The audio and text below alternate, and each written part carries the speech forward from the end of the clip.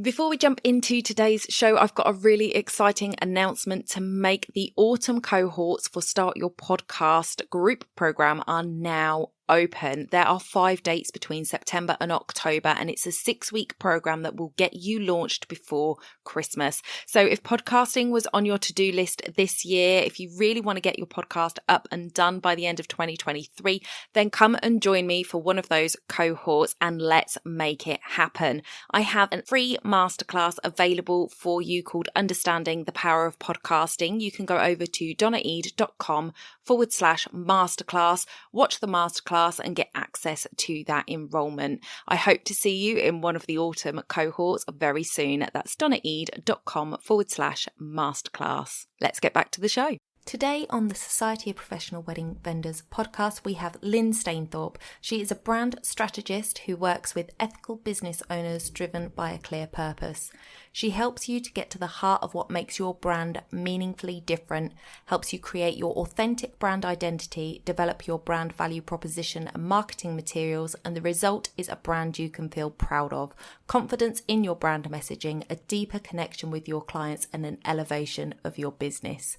So if you want any of that in your business, then today's episode is a must listen.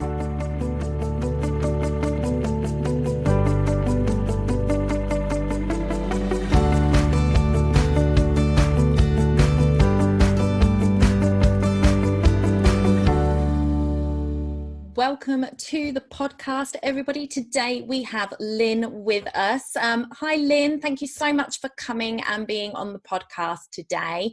Why don't you tell our audience a little bit about yourself and how you got into your business? Well, thank you for inviting me, Donna. So I'm Lynne Stainthorpe. My business is Big Idea Brand Marketing, and I'm a brand strategist. The reason I got to this is, firstly, I've always worked in marketing because I studied history, and what do you do with a history degree if you don't want to teach? I did history. Did you? There you go. Then we talk about, what period? Let's not get distracted. Back onto the branding. No, that's distraction. So I've always worked in marketing. First part of my career was working in big companies, worked for Unilever, worked for Beecham, and I marketed Dulex paint colours. Well, I was marketing manager at Dulex, but on my way up, I marketed Dulex paint colours. And looking back, this was transformational for me because this is where I learned about the power of colour and its impact, how emotional it is, because it creates mood in rooms and expresses your personality. Yeah. And working on Dulex, this was a big business with just one brand. So everybody in the business wanted the brand to succeed. So there was so much attention and focus on that brand, on the new innovations, on the customers, on what they wanted, on the brand style, the brand image, and of course the brand personality. What I realized now is after working for businesses, then I went into consultancy. Now I've got my own business, but this has been the bedrock, the foundation for what I use now when I work with small businesses. Fantastic. So today we are going to talk a little bit about branding and brand personality. So why don't you just talk us through what is branding? Because when I think of brands, I think Chanel, Coca-Cola, Asda. That's a brand to me. But branding is something a little bit different than a name, isn't it? Yeah, this can be quite confusing, I think, because a lot of small business owners think the brand is the logo, but you can kind of separate brand from the branding. So the brand is a bit of an abstract concept, really. So the brand is, who is this business? Who is the brand? What does it stand for? And kind of what we're seeing now is, what does it stand against?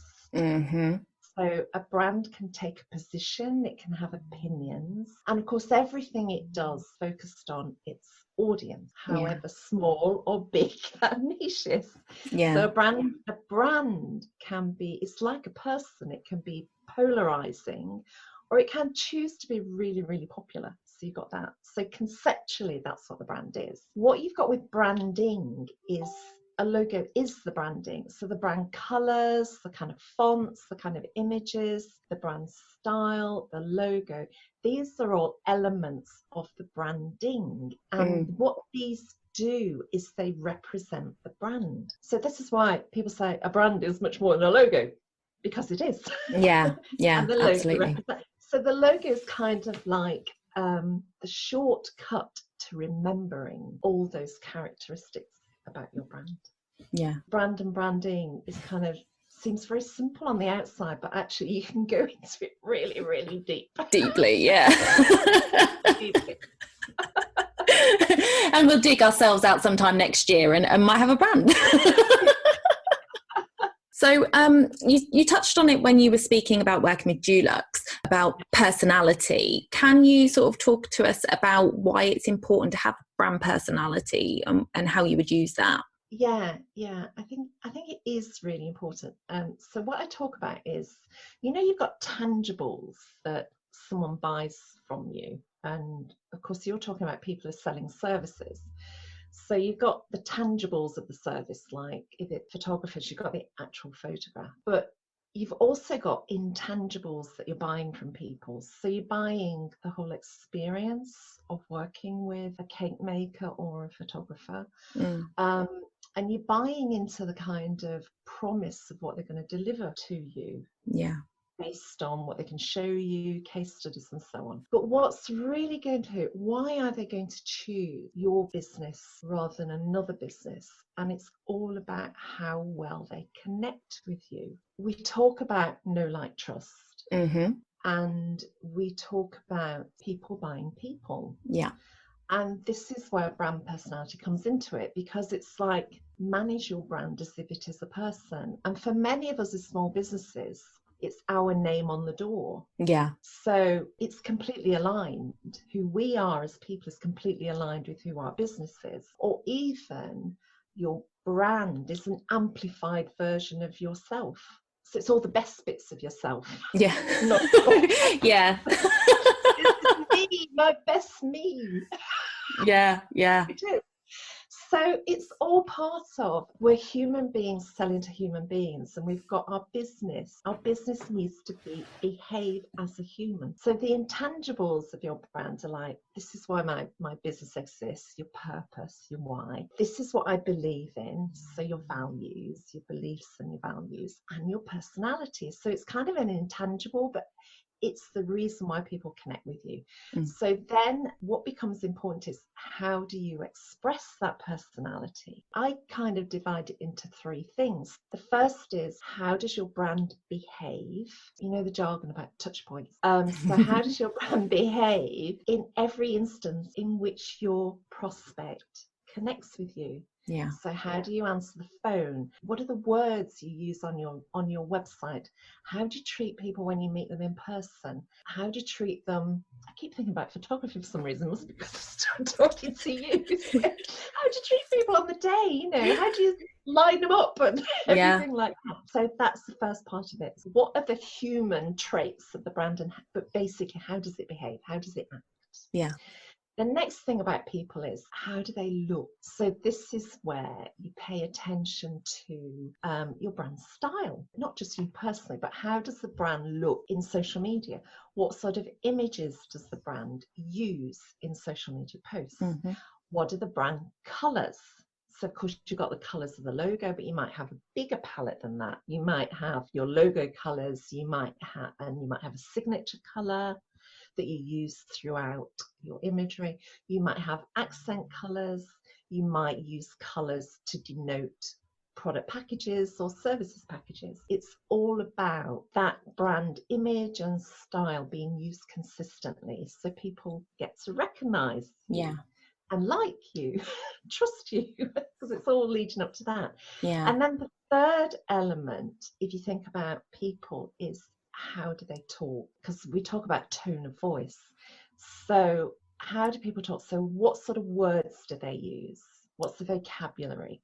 Talk about brand voice and finding our voice. Is it witty? Is it serious? Do you use lots of professional words. You know, some brands like Carling talks about probably the best lager in the world. So that's part of its voice. Or Specsavers should have gone to Specsavers. It's quite jokey, isn't it? So the voice is really important, and it goes beyond the voice and the words and the tone, because I think it's also about how the brand listens to people. So if you think about those three elements of the personality, it's really important that as a business owner, you manage them. Yeah. Because no one else can. And this is the thing about brand is, if we as business owners don't take responsibility and accountability and manage how our brand behaves and appears and speaks, then the opinion and perceptions that people form of our business is how it's going to be described. Because you know that Jeff Bezos quote, your brand is what people say about you when you're not in the room. Yes. So yeah, absolutely. you cannot dictate how your audience will perceive you, but you can try to influence it. Yeah, absolutely. So that's why it's important. I kind of feel like it might be easier for us as sort of solo entrepreneurs and smaller businesses to do this, because like you say, it's usually our name attached to it, and therefore it's our personality. So like you say, just amplifying, whereas bigger corporations have got to cultivate that person that is the brand, that message. And I guess that's why we get a lot of on Twitter and things, people saying the views here are my own and nothing to do with the company I work for, and things like that, because they're not trying to influence the brands. It's something that I always do for my clients, which I have to say, because we always used it on big brands, which is it's a simpler version, but style guide. Yeah. So you can keep a simple style guide where you've got all your color references, you've got your key words, you know, your guiding words for your brand personality, like your top 3 words or your top 6 words that describe your behaviors, your own code, you know, your moral compass, your moral code for how you behave, and your ethics. So if you put these, you can even have it as a simple one sheet where you just, this is my brand style guide. And I'm going to stick with it. And over time, it will evolve, because everything evolves, everything changes. But you can use this, because this is what big brands do. They have their style guide, and everyone who works on the brand, whether they work in the company or whether they're an agency, they have to adhere to it. Yeah. That's how they manage it. So no reason why we can't either. No, absolutely. Follow the plan. Absolutely. Yeah. Okay, so what if I'm a listener and I'm thinking, do you know what? Yeah, my brand needs sorting out. It isn't representative of my personality or what I want to portray. What's sort of the first thing that they should really be looking at doing? I would say this, wouldn't I? I'd say go back to the basics. Start doing your brand thinking first. So the mistake most people make is they say, I've got to change the logo. But actually, the logo is the creative expression of your brand. So go back and answer some questions about your audience. So what is your niche? Who are your people? Who are the people that you are here to serve? And you know what I've started saying as well? I've started saying that you're not only serving them, you've got to really love working with them. Because if you don't, what's it all about? Yeah. So start with your audience, pay attention to your values, go back. You might need to, times change and we're in strange times now. Maybe you've discovered, or maybe a value that you hold has become more prominent now. So just reconfirm your values. I always say, we all have a number of values. I always say as a guide, go for your top 5, and if you can, go for your top 3. Reconfirm why you're in this business, because that's kind of why you want to get up in the morning and enjoy it and have fun. An area that I think is really useful is think about your offers. So what are your offers? What are the results that your clients get from those offers? And what makes buying from your business different and attractive and relevant and motivating and meaningful for that audience? Because if you've done that, what you've defined is your brand value proposition. That's the jargon. But it's basically answering the question. Yeah. Why should your target market buy from you? And it's never, ever about just money. No. It's about those human things. Yeah. You've got to I think that's so true. And the more that I'm looking into branding myself, the more, to me, it's about making your customer feel something. If you can't make them feel something, they're never going to buy from you. And if you can make them feel the right feelings, then money isn't even a question. Yeah, absolutely. And actually, when you're thinking about results or the benefits that buying from your business brings, you can say, there are kind of practical benefits, like getting a nice set of photos. What you said is so perfect, because ask the question, how does it make them feel? And if you don't know, go and ask them. Go and ask previous customers. That's the other thing to do. Do a bit of research and take a look at some of your competitors, and not all of them, just the ones that you admire. Yeah. And note what they do really well. You don't want to copy it, but note what they do really well and think, can I do this differently? Can I do it in a way that's more meaningful for my audience? Yeah. So love that. Yeah. Okay, so before everybody rushes out and starts spending loads of money with graphic designers, because I did that once upon a time, I just wanted you to sort of go over the difference, because you are a brand strategist, which is not a graphic designer. What is the difference between a graphic designer, a brand strategist, and or going off and doing it myself? Like I can go onto Canva and I can get logos on Canva now. You can indeed go onto Canva, and you know what? I think it's all about where you are in your business and what you can invest. So if you're starting up a business, invest what you can. So for some people, that might be using Canva. Others, it might be using Fiverr or one of these platforms.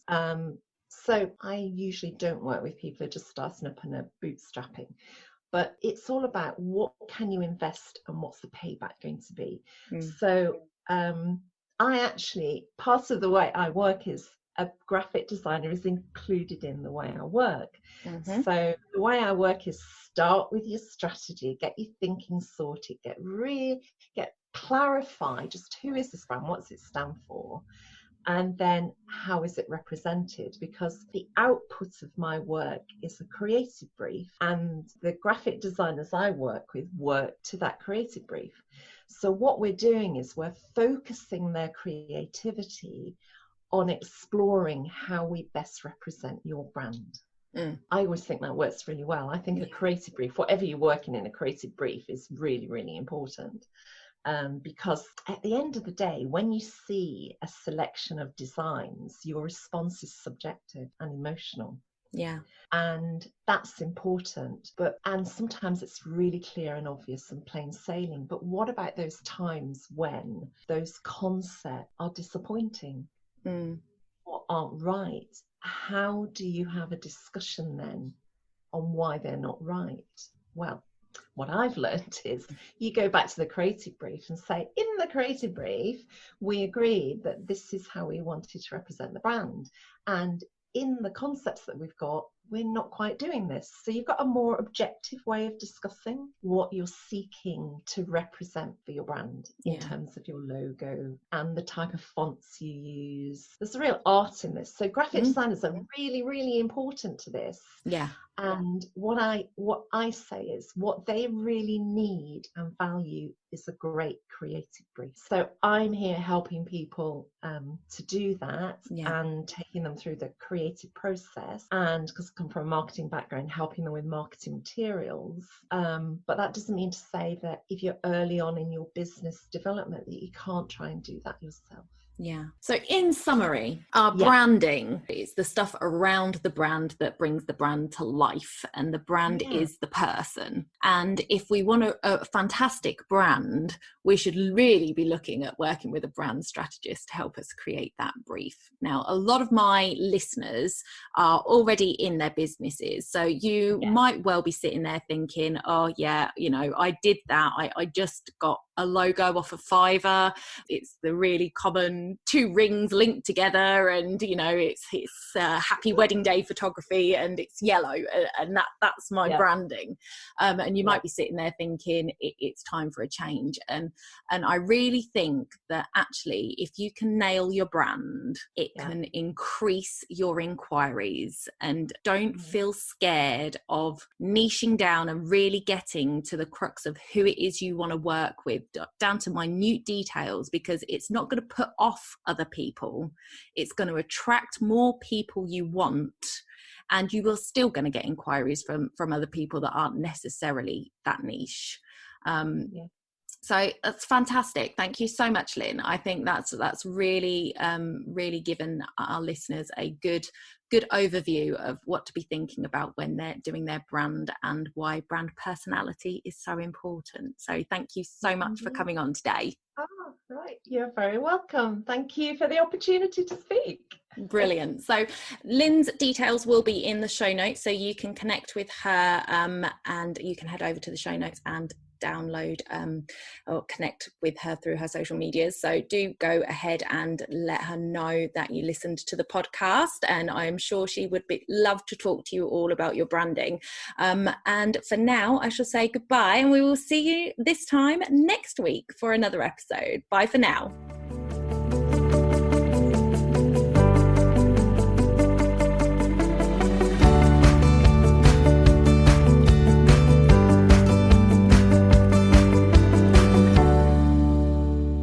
Don't forget to hit those stars and leave a review of the podcast where you listen if you found value in what you heard today. It's a free way you can help the podcast reach more people just like you.